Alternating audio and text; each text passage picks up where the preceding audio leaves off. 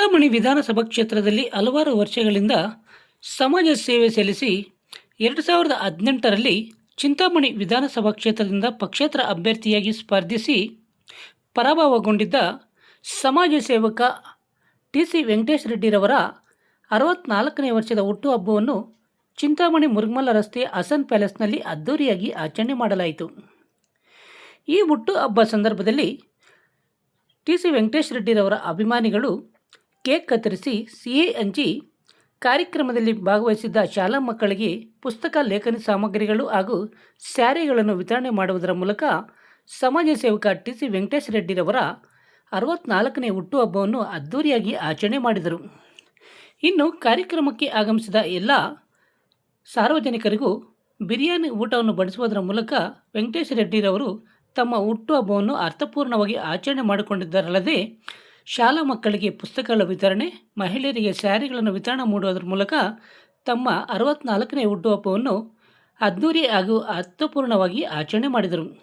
ಈ ಸಂದರ್ಭದಲ್ಲಿ ಟಿ.ಸಿ. ವೆಂಕಟೇಶ ರೆಡ್ಡಿರವರ ಎಲ್ಲ ಅಭಿಮಾನಿಗಳು ಮತ್ತಿತರರು ಉಪಸ್ಥಿತರಿದ್ದರು.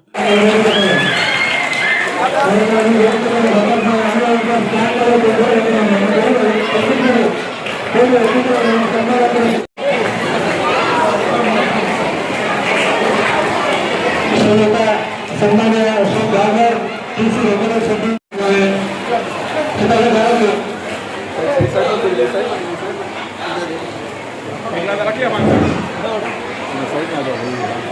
ಓಕೆ ಬನ್ನಿ ಸರ್, ಬನ್ನಿ ಸರ್, ಓಕೆ ಬನ್ನಿ ಸರ್, ಬನ್ನಿ ಸರ್, ನೀವು ಅಡ್ಡ ಬರಬೇಡಿ, ಒಂದು ನಿಮಿಷ.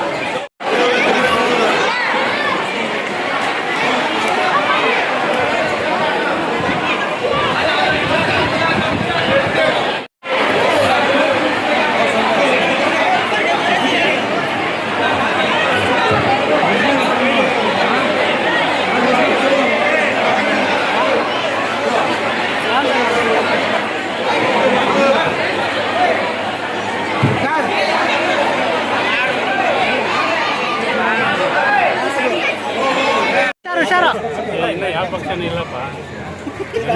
ಸಿಂಬಲ್ ಹಾಕ್ಬಿಟ್ರು, ಕಾಂಗ್ರೆಸ್ ಸಿಂಬಲ್ ಹಾಕ್ಬಿಟ್ರು.